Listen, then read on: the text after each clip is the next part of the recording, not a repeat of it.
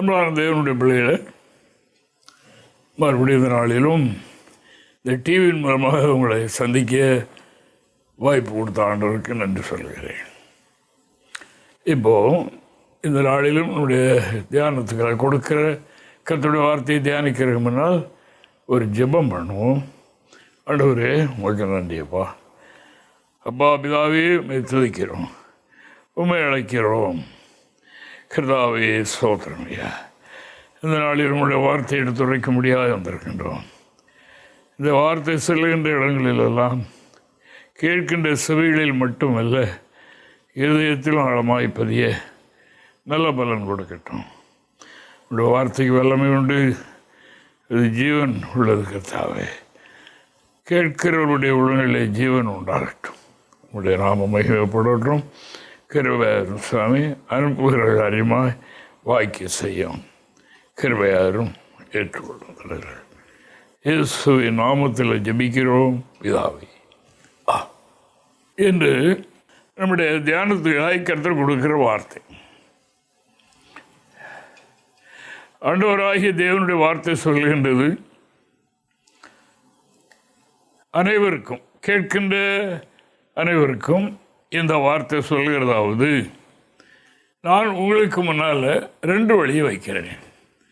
ஒன்று மரண வழி, இன்னொன்று ஜீவ வழி.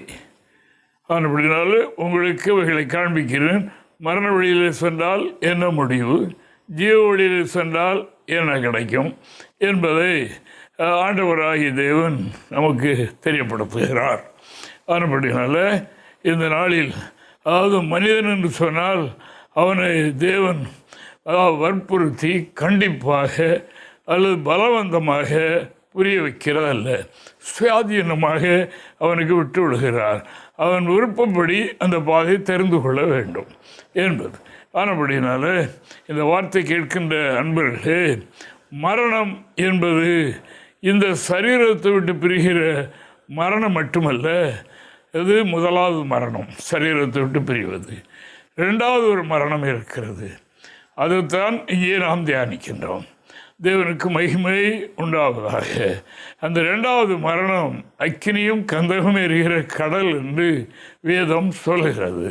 ஆனபடியினால் நாம் இந்த நாளிலே இவைகளை தியானித்து இந்த வார்த்தைகளை கேட்கும்போது நாம் எந்த வழியிலே செல்லுகிறோம் என்கிறதை உணர வேண்டும் என்பதற்காக இந்த வார்த்தை இன்று தரப்படுகிறது. வாசிக்கலாம். திருமறையிலிருந்து நாம் சில வாக்கியங்களை வாசித்து அறிந்து கொள்ளலாம். எரேமியா தீர்க்கதரிசியின் புஸ்தகம் 21ஆம் அதிகாரம் 8வது வாக்கியத்தை நாம் வாசிப்போம். பின்னையும் அவர் இந்த ஜனங்களை நோக்கி, இதோ நான் உங்கள் முன்னே ஜீவ வழியையும் மரண வழியும் வைக்கிறேன் என்று கர்த்தர் சொல்லுகிறார். தேவனுக்கு மகிமையே உண்டாவதாக. ஜனங்களை நோக்கி சொல்லுகிறதாவது, உங்களுக்கு முன்னாலே ஜீவ வழியும் மரண வழியும் வைக்கிறேன். நீங்கள் அந்த 2 வழியினுடைய முடிவை நீங்கள் அறிந்து உங்களுக்கு எந்த வழி என்பதை தெரிந்து கொள்ள வேண்டும். ஆனால் இறைவனுடைய திட்டம் எல்லோரும் ஜீவ வழியை தெரிந்து கொள்ள வேண்டும். அந்த ஜீவ வழியை காண்பிக்கத்தான் இயேசு கிறிஸ்து இந்த பூமிக்கு வந்தார்.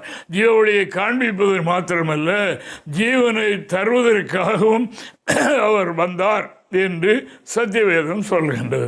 பாருங்கள், ஆண்டவர் எல்லாவற்றையும் படைத்துவிட்டு மனிதனையும் படைத்து அந்த தோட்டத்தில் மனிதனுக்கு வேண்டிய சகலவிதமான நன்மைகளையும் அங்கே அவர் உருவாக்கி வைத்து அவனை அங்கே மகிழ்ச்சியாக இருக்க வைத்திருந்தார்.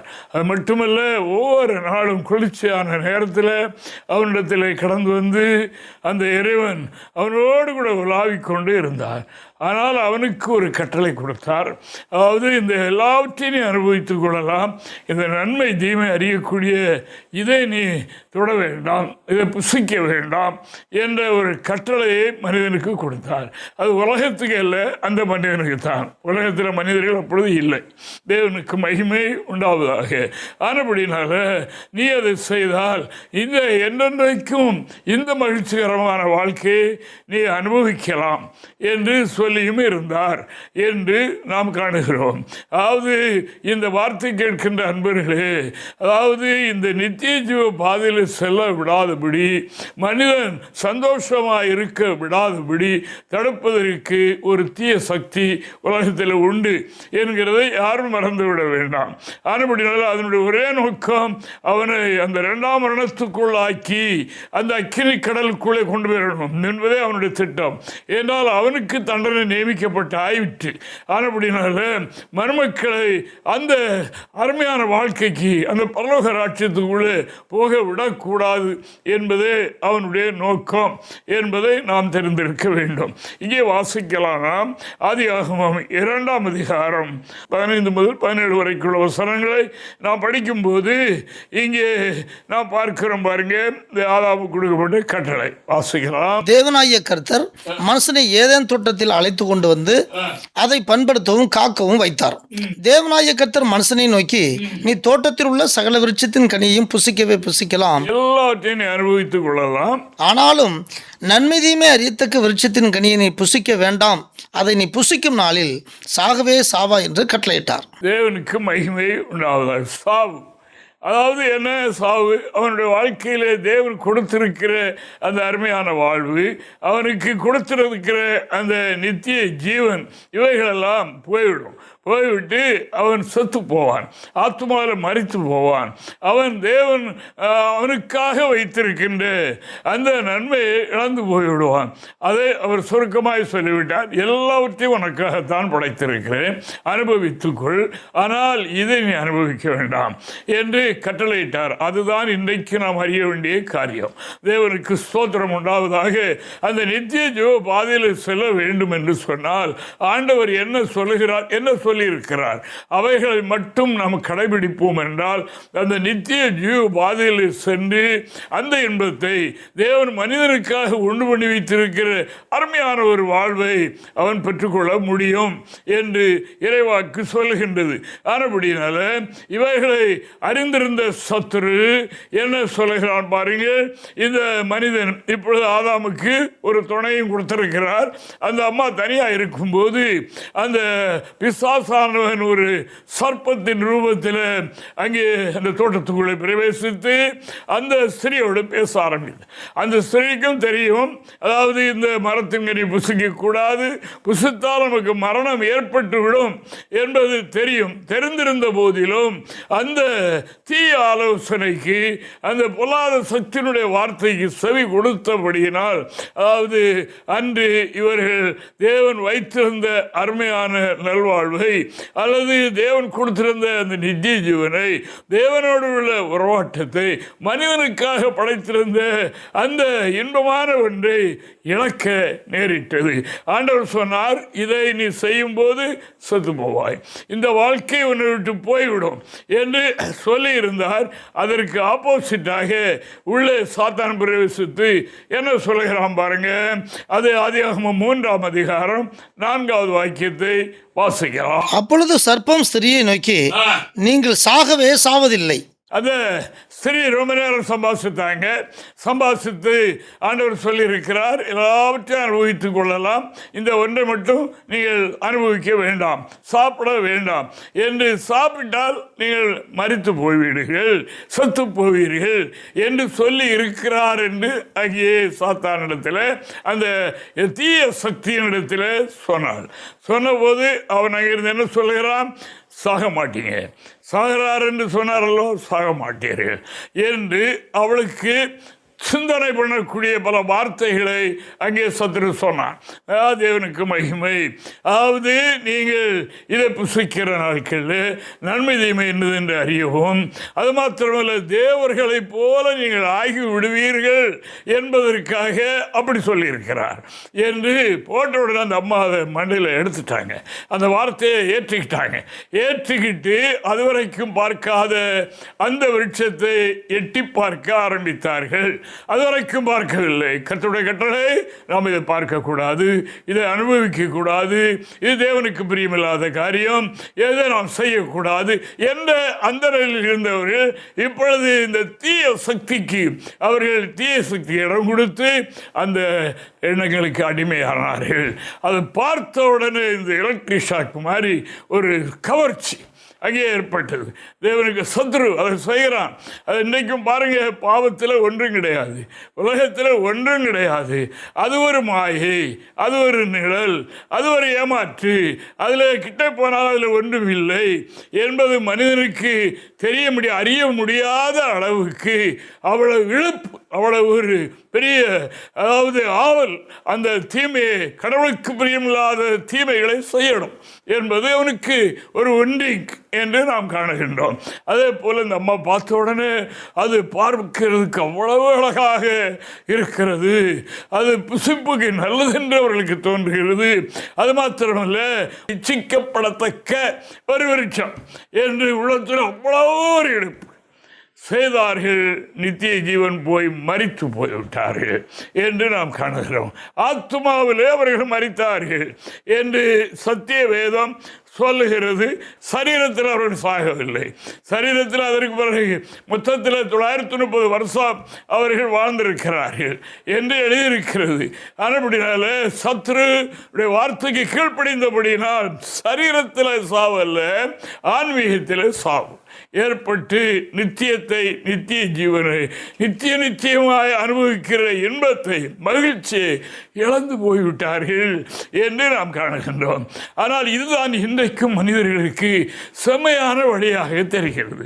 இந்த நித்திய ஜீவ வழியை பற்றி, மறுமை வாழ்க்கை பற்றி, இறைவனை பற்றி சொல்லும்போது அவர்களுக்கு அது விருப்பமில்லை. உலகத்தை அனுபவிக்கணும், அந்த பாதையில் செல்லணும், சில கடவுளை ஆராதித்துக் கொண்டிருக்கணும் என்றுதான் இன்றைய கிறிஸ்தவ மக்களில் பெரும்பகுதி பேர் இருக்கிறார்கள் என்பதை நாம் சொல்ல முடியும். தேவனுக்கு மகிமை உண்டாவதாக. கடவுளை ஆராதிக்கணும், ஆனால் என்ன, தனக்கு செம்மையாய் தோன்றுகிற வழியில், தனக்கு விருப்பமான வழியில் கர்த்தருடைய கட்டளைகளை அறியவோ அவைகளை கை கொள்ளவோ விருப்பம் இல்லாமல் இன்றும் மனிதர்கள் இருக்கிறார்கள். அதனுடைய முடிவு என்ன? சாலமோன் ஞானி சொல்கிறார் பாருங்க, நீதிமொழிகள் 16ஆம் அதிகாரம் 24-25 வசனங்களை நாம் படிக்கும்போது அங்கே சொல்கிறதை பார்க்கலாம். இனிய சொற்கள் தேன்கூடு போல ஆத்மாவுக்கு மதுரமும் எலும்புக்கு ஔஷதமாகும். இனிய சொற்கள் அப்படித்தான் இருக்கும். ஆனால் அது என்ன? வாசிக்கலாம். மனுஷனுக்கு செம்மையாய் தோன்றுகிற வழி உண்டு, முடிவோ மரண வழிகள். மனிதனுக்கு செம்மையாய், அதாவது தீயவர்கள் சொல்கிற வார்த்தைகள் ரொம்ப இனிப்பாக தான் இருக்கும், அருமையாக தான் இருக்கும். அது தனக்கு செம்மையாகத்தான் தோன்றும். மனிதன் அதாவது தனக்கு விருப்பமான பாதையில் தேவன் ஒரு பாதையை வகுத்திருக்கிறார். அதுதான் நித்திய ஜீவனுக்கு போகிற வழி. அந்த வழி நெருக்கமான வழி, இடுக்கமான வழி, ஏதாவது சுயாதீனമായ உலகத்தில் தீமைகளை அனுபவிக்க முடியாத ஒரு வழி. ஆனபடினால மனிதனுக்கு எந்த வழி செம்மையாக இருக்குது? இந்த விசாலமான வழி, உலகத்தில் மனது விரும்புகிறதெல்லாம் செய்ய வேண்டும் என்ற வழிதான் அவனுக்கு விருப்பமாக இருக்கிறது. அந்த வழியினுடைய முடிவு என்ன? மரணம் என்று வேதம் சொல்லுகின்றது. 2 வழியை வைத்திருக்கிறேன், ஒன்று விசாலமான வழி, ஒன்று நெருக்கமான வழி. ஆனபடியினால் இந்த நெருக்கமான இடுக்கமான வழியிலே பிரவேசிக்க பிரயாசப்படுங்கள், விரும்புங்கள். அதனுடைய இந்த உலகத்தில் கொஞ்ச நாள் உங்களுக்கு கஷ்டங்கள், துன்பங்கள், பாடுகள் இந்த வழியை போகும்போது இருந்தாலும் அதனுடைய முடிவு மகிமையாக இருக்கும் என்று கர்த்தருடைய வேதம் வலியுறுத்தி நமக்கு சொல்லுகின்றது. தேவனுக்கு மகிமை.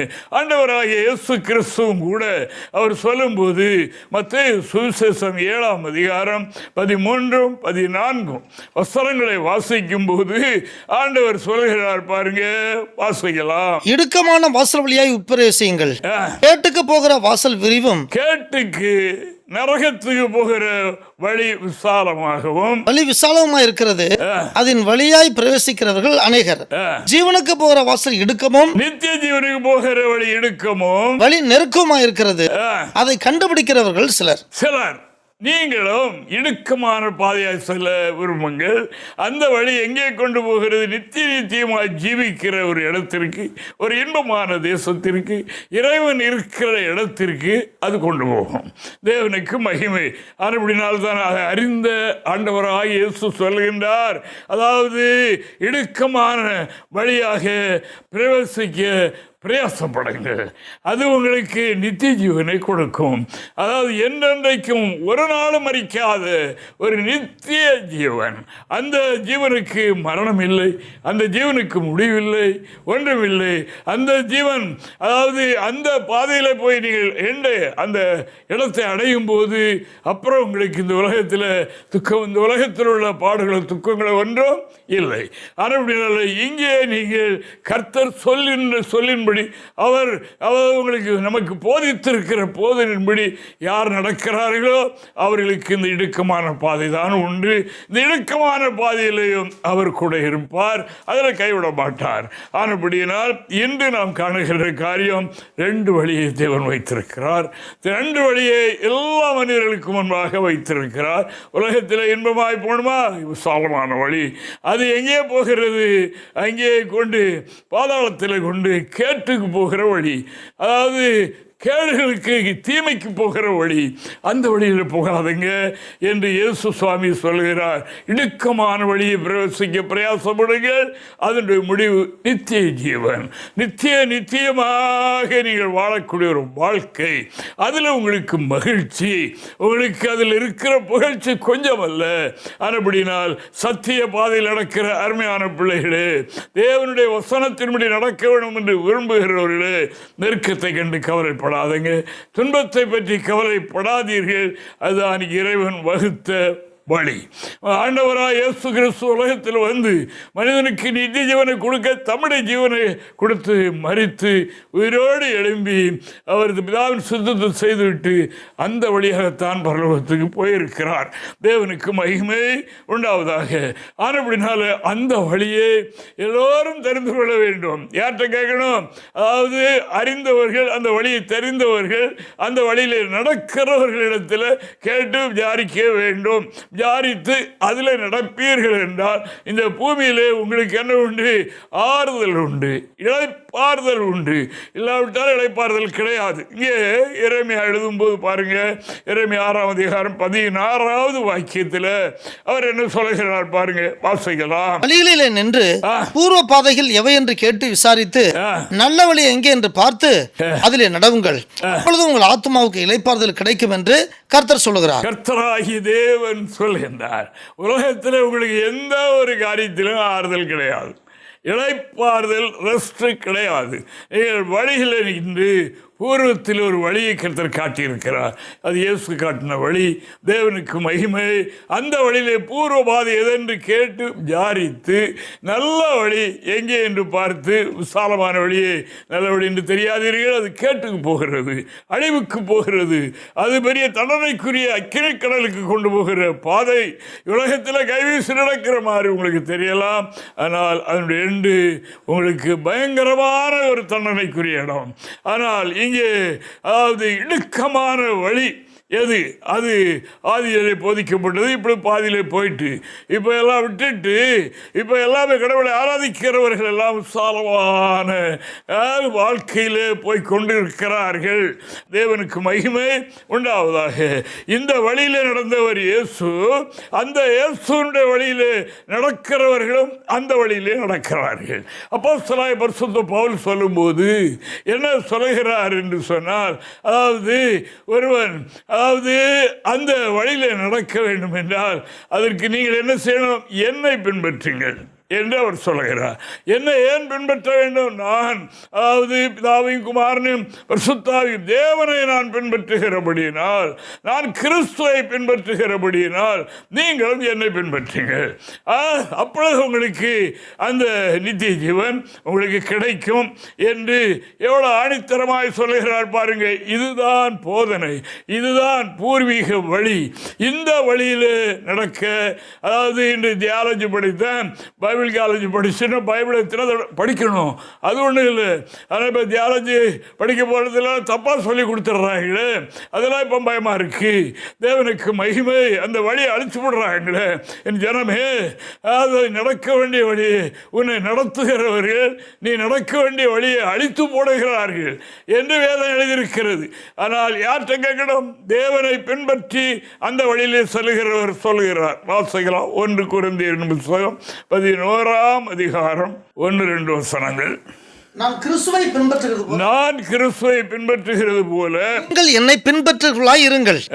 சகோதரரே, நீங்கள் எல்லாவற்றிலும் என்னை நினைத்து கொண்டு நான் உங்களுக்கு ஒப்புவித்தபடி நீங்கள் கட்டளைகளை கைக்கொண்டு வருகிறது நிமித்தம் உங்களை புகழுகிறேன்.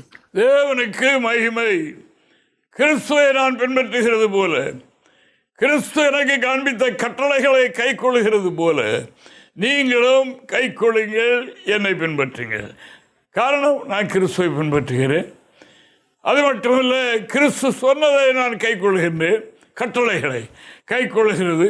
ஆனபடினால நீங்களும் அப்படி நடவுங்கள். ஆனபடினால் அன்பானவர்களே, இந்த நித்திய ஜீவ வழியை அதாவது காண்பது எப்படி? கதை காண்பிப்பது யார்? எங்கே போய் கற்றுக்கொள்ள வேண்டும்? யாரை பின்பற்ற வேண்டும் என்பதை ஒரு நிமிடம் சிந்தியுங்க. தேவனுக்கு மகிமை. எங்கேயோ போய் படிச்சுட்டு வந்தேன் அப்படி அல்ல.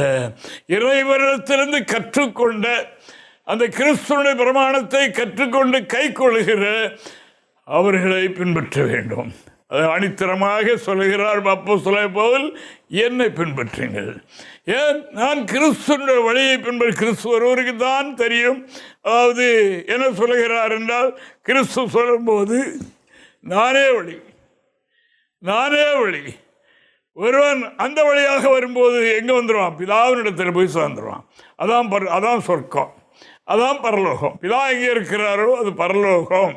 ஆனபடினால அதற்கு என்ன செய்யணும்? அதாவது வழியில் நடக்கணும். அந்த வழிகாட்டி நான் தான்.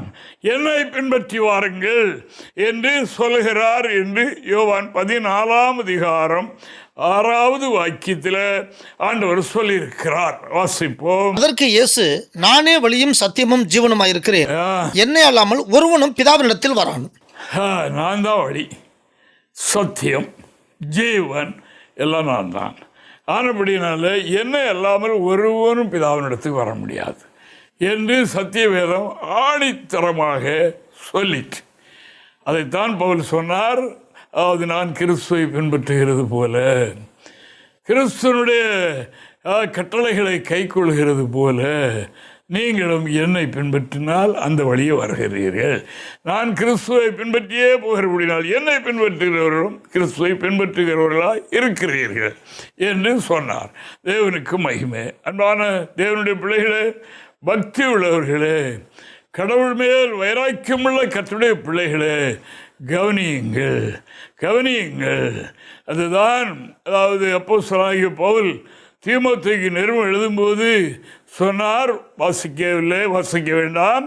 அதாவது என்ன சொல்கிறார் என்றால், என்னுடைய உத்தம குமாரனாகிய தீமோத்தேயுவே, அதாவது நீ பாலித்துக்குரிய இச்சையை விட்டு விலகிவிட்டு சுத்த இருதயத்தோடு கர்த்தரை தொழுது கொள்வதுடனே நீதியையும் விசுவாசத்தையும் அன்பையும் சமாதானத்தையும் அடையும்படி நாடு. இதுதான் கர்த்தர் வகுத்த வழி. ஆனபடினால் அன்பானவர்களே, நம்முடைய ஆராதனை, நம்முடைய பின்பற்றுதல், ஆலோசனை கேட்கின்ற இடம் எது என்பதை இன்றே தீர்மானியுங்கள். இதை நன்கு கவனியுங்கள்.